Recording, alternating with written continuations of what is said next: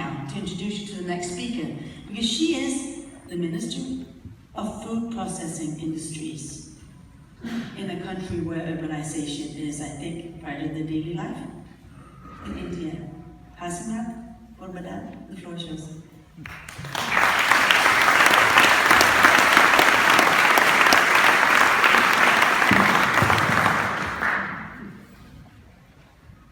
Your Excellency, Mr. Hassan, Minister of Environment and Food, distinguished guests, speakers, ladies and gentlemen. It gives me great pleasure to be here in the beautiful city of Copenhagen for the first time to attend this second World Summit on a very important topic on better food for more people. As the speakers before me said, there's nothing that binds humanity better than food. Bonds of food cross cultures, country, continents. Today it's cuisines, each other's cuisines that we relish and our food that we trade in openly and freely. So I would say that food diplomacy and food is something, like before me everybody said, there's nothing more important that binds humanity as a necessity and as something to enjoy and to share. Which makes the topic today, better food for more people, extremely relevant, especially when I speak about India in a country like Denmark. A tiny city, when you compare it with India, don't get me wrong.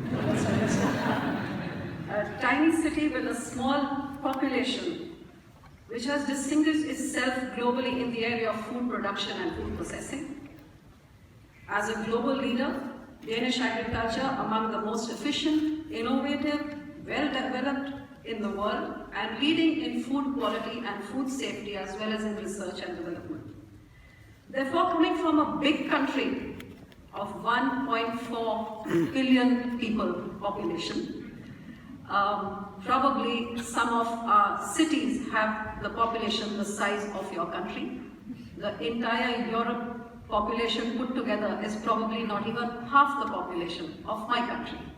So when I come from a big country with a big population to a small country with a small population that has achieved the highest standards in food processing, food development and food research, it makes a role model for my country, which is the largest producer of food. One of the largest producers, the second largest producer actually. We produce the largest amount of milk that is produced in the world. India is the second largest producer of fruits, of vegetables, of cereals, of meat, of fish in the world. Be it organic, be it aromatic, be it herbal, be it spice, with 127 agroclimatic zones, 7,500 coastline, India is a huge resource of food. But at the same time, we're very nascent where our food processing is concerned because we process only 10% of the food that we produce. Whereas smaller countries like yours produce almost 60, 70, maybe 80% you process of the food that you produce. Well, after listening to what the speakers before me said, it actually highlights to me sometimes the fact that how the other side of the fence always looks greener. You're talking about eating processed food. I come from a country where we believe in eating 3 full meals of fresh cooked food. But while we produce that huge amount of food which feeds 1.4 billion people, I also highlight over here that due to the lack of processing, we waste food almost to the amount of $15 billion per year annually. Almost 40% of our food is wasted. And it's wasted due to the lack of infrastructure, it's wasted at harvest level, it's wasted at transportation, it's wasted at storage. And in a country which is growing the way that it is, with more mouths to feed every year, with land holding shrinking, I would totally agree with the Honorable Minister who said that food wastage is morally wrong, and which is why my government is committed to waging a war against wastage with zero tolerance for food wastage. And I would say that this should be a global concern, because when I say that we are 1.4 billion people, we also highlight the fact that probably on this globe every 6th individual is an Indian. And if, God forbid, tomorrow India cannot, for some odd reason, with the vagaries of weather, with climate control becoming the way that it is, with global warming happening, if for some odd reason there happens to be a famine and India does not produce the food that it does, and there's a shortage in India, and we're forced to import food, imagine what's going to happen in the rest of the world. So when I come here today to promote the opportunities in the food processing sector of India, I appeal to all of you over here that it would actually be a national service, a global service to humanity, if you were to partner with us to help us learn from your technologies on how to reduce wastage and how to increase availability of our food, not just for India, but for the universe as a whole. Today, under the dynamic leadership of our Honorable Prime Minister Modi, India is a transformed country. It's a country where it's a land of opportunity, especially in the food processing sector, which is what I would like to highlight today. As I have mentioned that we are one of the largest producers of food in the world, and obviously we are also one of the largest consumers of food in the world. Today, India's food and grocery market is the 6th largest in the world. Our retail sector is $600 billion annually, and this is set to double by 2020 in the next 3 years. Now, out of this $600 billion retail sector, 70% of it is food retail sector, which is set to treble by 2020. So that is the kind of market that we offer. Today, India is one of the fastest growing economies with our GDP at 7.1%. We have taken a number of steps to ensure ease of doing business. We have taken huge economic reforms under the dynamic leadership of my Honorable Prime Minister of rolling in goods and service tax to ensure India becomes one nation, one tax. And like I said, the focus of the government and of the Honorable Prime Minister is to reduce food wastage, to increase the revenue and the earnings of our farmers, and to ensure more availability of food and thus keep inflation in control. The government has taken a series of steps to encourage the food processing sector. We are the 3rd largest economy in terms of purchasing power parity, and our expenditure on food is expected to double from its current levels in the next 6 years. So when I say that India's food sector today is high growth and high profitability, and highlighting that would be the fact that how the government in the last 3 years has taken a number of policies to create the infrastructure and fill in those infrastructure gaps that is the reason for our nascent food processing levels. 42 mega food parks are coming up all across India with a hub and spoke model where common facilities are being created, so people do not have to put in the entire investment. They can come and lease office space and make use of those common facilities to process their food. Raw material is already available in abundance. We are working towards making a cold chain grid in India so that there's seamless transfer of food from production area to the consumption areas. We're working at making backward and forward linkages to connect the farmers to the processors. We're coming up with a grid of food testing labs, in skill development, in small cluster development. And for all this infrastructure, the government has incentivized by sanctioning almost $1 billion of money to create this infrastructure, which is going to be created within the next 24 months. This infrastructure is going to leverage further investment worth almost $6 billion within the next 2-3 years. And with this infrastructure, we are going to be processing agro-produce almost to the amount of 334 million metric tons worth the value of $15 billion, which will benefit 2.5 million farmers and create almost 500,000 jobs. So when I say that India is a land of opportunities, it is a land of major opportunities in the food processing sector for all those countries and all those people who want to expand their footprints and want to expand their market. If the Western market is stagnant or slowing, India is a growing economy with a rising middle class with huge amounts of disposable income, wanting what is available in the world to be available for them in the food sector in India. Today I invite all of you to partner with us. We have made a number of policy decisions to allow 100% foreign direct investment in food, which is in multi-brand retail of food, which is produced and manufactured in India.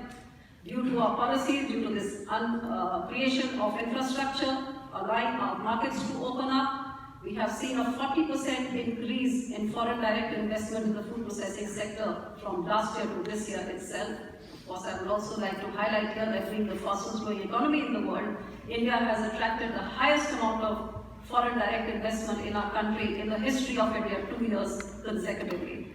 So that goes to show the policies of the government and the kind of impetus that the country is receiving and the kind of assurance it is giving to all people wanting to invest their money in India. As a result of the proactive policy reforms, not only has there been an increase in the foreign direct investment, but the rollout of the goods and service tax, which is one nation, one tax, like I said, the biggest economic reform which has taken place in recent history, has been a huge step in ensuring ease of doing business in India, and which is why probably the World Bank says that India is the one bright spot in a gloomy global economy. So when I say that India is a land of opportunities, not just in the food sector where you have the potential to come and tap this Indian market and partner with us in giving us your technology, your know-how. We are also geographically located in close proximity to food importing nations like Japan and UAE who are looking at India as a sourcing hub. So when I see the opportunities of India and I see the interest that it has caused, it has created in many progressive and advanced food processing countries, we decided to offer a platform where we could partner to learn and to offer our market for expansion of business of people who want to come in, and which is why we are holding the first big food festival in India, which is actually World Food India 2017 on the 3rd, 4th and 5th of November this year, which is going to be the biggest fair of its kind to offer the opportunities to partner, grow and prosper together.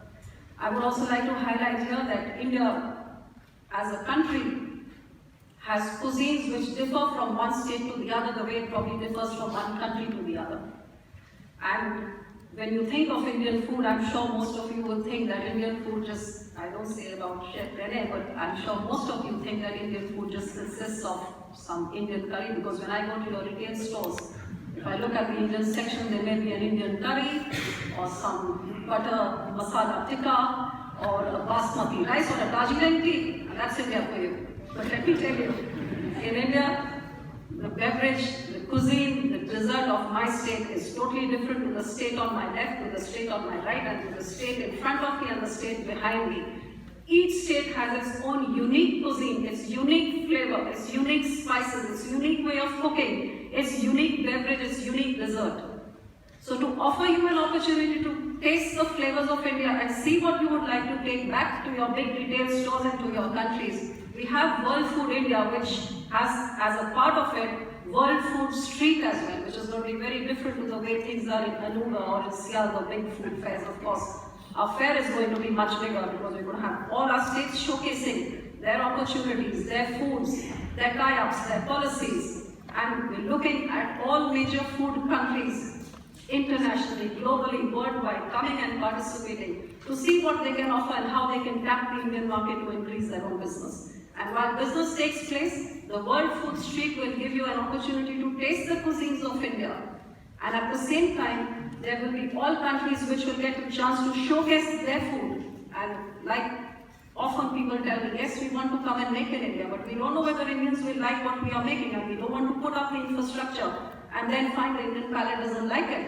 So give us an opportunity. So here in World Street India, Food Street India, you will have a live opportunity of having your product tasted on the Indian palate and see the reaction firsthand. And if you find that, oh, what we are processing in Denmark and what we are producing over here, the Indians love it, you can go and do a tie-up in any of our mega food parks or across any of our states and start producing and tapping that 1.4 billion market that we have to offer to you. And yes, the very interesting thing about this, we hope to have lots of chefs. I invite Chef Reddy also to come there. And we hope to come up with a Gen X cuisine where it may be Indian ingredients and your cuisine, or our spices and your food, and together come up with a new global food, which, like we said, that there's nothing that binds people and humanity better than food. So I would invite you all to come and participate in this World Food India, be a part of this wonderful experience of the food street, and come and partner with my country to help us control these wastages, because in a country like India with a huge population where we grow such a huge amount of food, it is indeed sad if 40% of that food gets wasted, and at the same time the farmers don't get their due remuneration for the hard work that they are doing by growing that food, and not to forget the natural resources that are getting wasted every time food gets wasted. So when I say that we look towards countries like Denmark, and all of you present over here who partner with us to teach us your technology, your know-how, to offer you our market for your business to prosper and grow, and to learn from what you have learned and move towards a sustainable growth for better food for more people. And at the same time, that balance between, is it processed food, because we only use fresh food, and there is still 70% malnutrition in the girls and girls of my country. So is processed food better, or is fresh food better? I think the conversation can go on. There are pros and cons. When I look at it from my side, I find your developed economies, that side of the grass, a lot greener. And from what people before me have been speaking, that you need to go back to fresh food. When we grow up on fresh food, but it has its backside, its drawbacks as well. So I think the key word is to maintain the balance. You must have processed, and you must have fresh, and most importantly, you must share food together, which binds you together, and like the Honorable Minister said, wage a war for zero tolerance against wastage. Because it is indeed shocking that if globally we waste food the size of what is a China, the food which is grown in the size of a country like China gets wasted annually, which is almost $940 billion worth of food getting wasted, which is the GDP of certain countries like Indonesia. Can we afford that? I think we all need to think together. In the Western countries, you waste it on your plate. In my country, most people sleep without a stomach full of food, and many die of hunger. And yet my country is wasting more food than your country is wasting. So somewhere we need to come together and bind this humanity, bind this globe together to learn from each other. While we share our foods freely with each other, let's learn and share our technologies with each other to help those countries to come up where the wastage is happening, and the countries which are abundant with food to share our food with those countries where the food may not be enough. So I thank you all for giving me this opportunity for being here, and I hope to see all of you at World Food India, which is happening for the first time in India, a platform which I'm sure you will enjoy, experience, and go back with wonderful memories. Thank you so much.